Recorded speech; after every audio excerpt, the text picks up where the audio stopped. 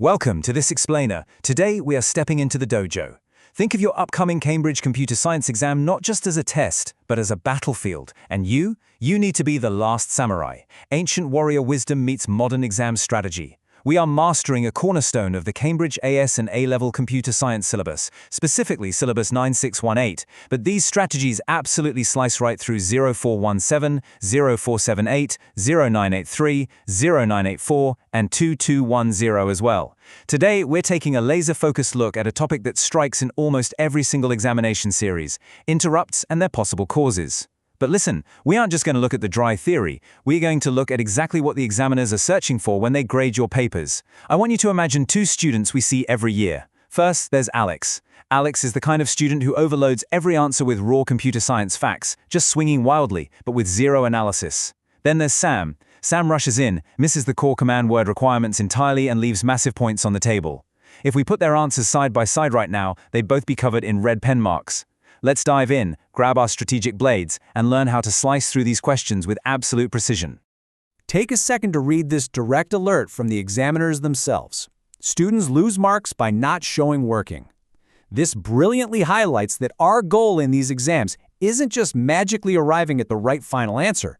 It is about capturing every single possible point along the way. This is exactly where our student Sam fails.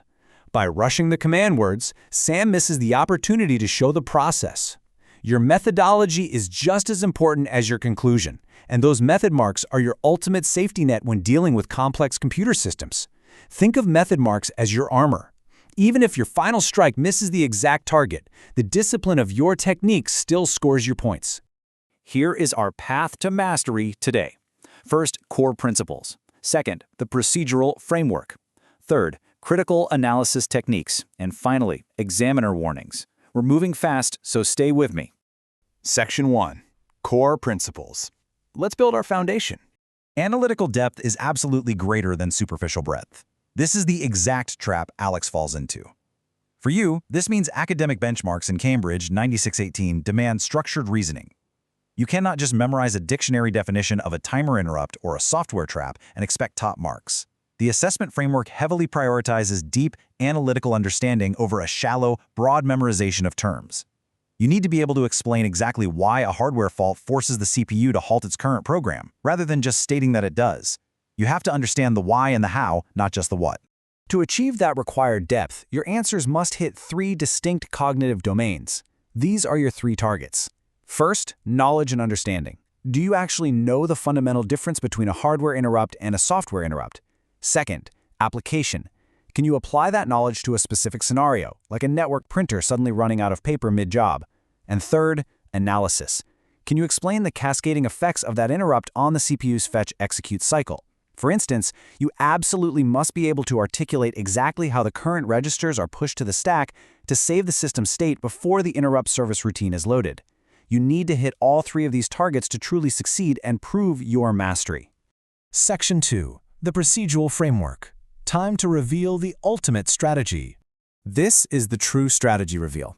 The crucial point is understanding what we call the method mark strategy, which is earning points through systematic processing and showing clear working. Imagine you're dealing with a complex binary representation of an interrupt register, or tracing the logic of an interrupt service routine. Even if you make a tiny arithmetic error and your final binary string is wrong, if you've shown the examiner your logical step-by-step process, they can still award you the majority of the marks. This is where we introduce the PEEL framework: point, evidence, explanation, link. This is how top students structure their computer science answers to guarantee method marks. Before we continue, subscribe to our YouTube channel, Ace the Exams, @AceTheExams_IGCSE, to excel in your Cambridge examinations. Click that subscribe button and hit the bell icon right now. To guarantee you get those method marks using our framework, rely on a standardized sequence. First, identify the key elements of the interrupt scenario. Second, apply the relevant computer science principles. Third, execute your analysis while showing your clear working. Fourth, verify your results if time permits. And fifth, present it all in the appropriate format the examiner requested. Let's do a quick and interactive check right here. Look at the structure on the screen. Can you spot which type of answer follows the PEEL framework? I'm giving you 30 seconds in your mind to think about how you'd format an answer about a division by zero error. You start with the point, provide the evidence of the interrupt flag, explain the stack push, and link it back to the CPU halting. That is how a master writes. If a full sequence feels like too much to juggle under exam pressure, just internalize these 5 verbs: deconstruct, extract, select, execute, present. When tackling an exam question, you must first deconstruct the command word to see what it's really asking, extract the relevant data from the scenario, select your analytical framework, execute your answer with clear step-by-step notation, and present it using precise computer science terminology. Imagine we are doing a live rewrite of Sam's rushed answer right now. Watch those red pen marks transform into green check marks. We are taking the raw concepts and running them through the computer science success blueprint. This methodical decomposition is exactly what algorithmic thinking looks like in practice. Whether you are explaining the precise sequence of an interrupt service routine or writing pseudocode to handle a sensor alert, you need methodical, step-by-step breakdown. You have to select appropriate data structures, aim for efficient implementation, and prove you understand rigorous testing. Never rush to the final conclusion like Sam does. Show the examiner the exact algorithm of your thought process. Section 3. Critical Analysis Techniques. Stop scrolling. Subscribe to our YouTube channel, Ace the Exams, at acetheexams_IGCSE to excel in your Cambridge examinations. We've helped thousands of students improve by 2 to 3 grade boundaries. Join them right now by subscribing to @acetheexams_IGCSE and turn on all notifications so you never miss our weekly exam strategy sessions. Let's get into the advanced tactics. Welcome to the interactive workshop segment of our explainer. We're stepping up to the higher order demands that separate the top-tier answers from the average ones. Challenge 1. Data scan. Imagine a complex computer science chart on your screen right now comparing interrupt handling speeds. You've got a 60-second visual countdown timer in your head. Can you extract the core trend? If a question asks you to evaluate polling versus interrupts for a real-time temperature sensor, you cannot just define the two terms like Alex does. You have to evaluate the alternatives and compare the approaches, explaining how polling wastes valuable CPU cycles checking an unchanged status register, whereas a hardware interrupt only demands attention when the temperature actually crosses a critical threshold. You must make fully justified recommendations based on the specific hardware scenario provided. Challenge 2. Find the flaw. When conducting comparative analysis on these higher-order questions, there's a major pitfall you must avoid. Look at a flawed sample paragraph comparing polling and interrupts. Can you spot the sentence losing marks? Here's the examiner commentary. The student only listed differences. You absolutely must identify similarities as well as differences. So many students just list how they differ and leave massive points on the table. Always look for the technical overlap, like the fact that both polling and interrupts ultimately manage device communication with the processor before you explain their divergence. Challenge 3. Speed writing. You've got a 30-second timer to write one perfect Peel paragraph. How do you structure those comparisons? Use this simple formula. Connectives plus evidence equals conclusions. You must use comparative connectives, words like whereas, similarly, or conversely.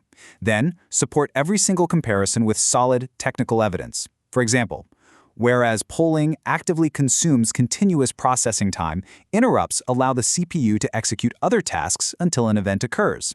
That precise evidence allows you to draw valid, high-scoring conclusions about their relative efficiency.